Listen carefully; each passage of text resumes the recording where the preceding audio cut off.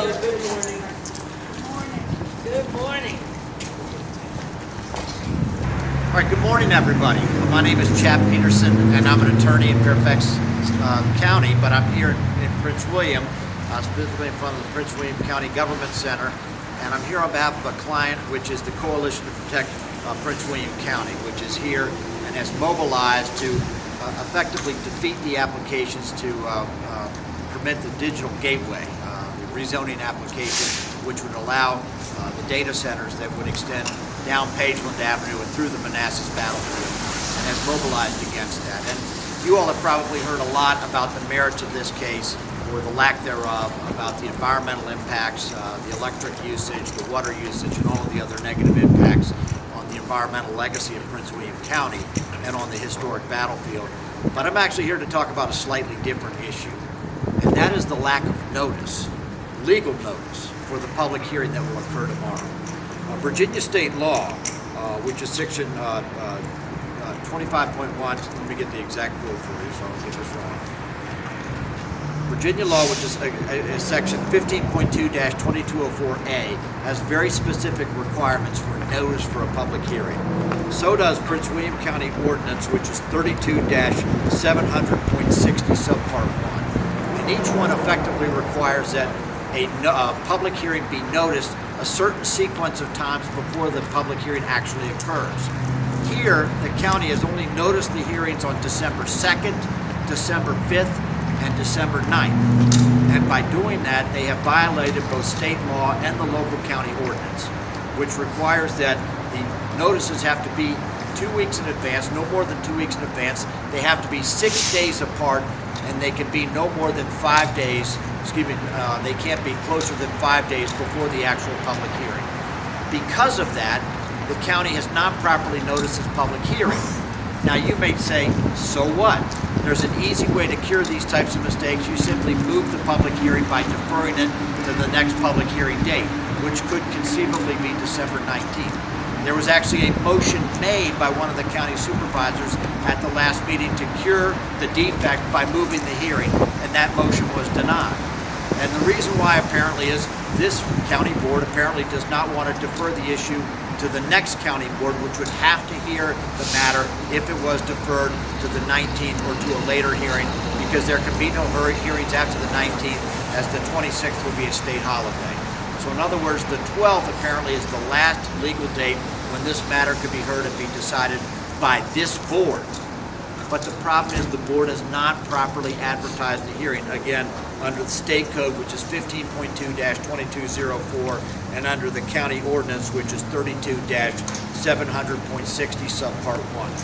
I have a letter today, which we are emailing at 11 a.m., which is right now, to the county chair, Ms. Wheeler. We have copies going to the Congresswoman, Jennifer Wexton. We have copies going to the U.S. Senator Mark Warner, Tim Kaine. We have a copy going to Governor Youngkin. We have a copy going to the State Senator-elect Danica Roem, all of which lays out our case in legal detail about why this meeting was not properly noticed, and therefore any action that occurs by the county board will be legally deficient. It will be voidable.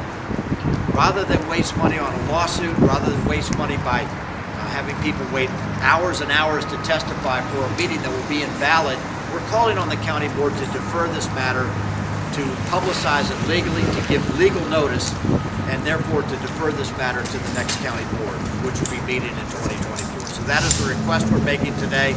That is the letter we have going out to the county chair, and that is what we're here today to promote. Now, this matter has already been opined upon by the county staff, which has recommended denial of the recommendation. It's been opined upon by the county planning commission, which has recommended denial of the application. I'm not prepared to get into those details. I have people here that are much more expert than I am. I'm simply speaking as the attorney representing this group. Again, that this matter has not been legally noticed pursuant to state law or by county ordinance, and therefore we are requesting that the county board, again, defer this matter into 2024, which will be the next meeting that can be legally noticed. All right, I'm happy to answer any questions. And if there are no questions, I have copies of the letter. If you're here for the press or if you're here for the coalition, Please take a copy of this letter. It states out in 4 pages exactly what the legal merits are and why we're objecting, exactly what the legal code requires.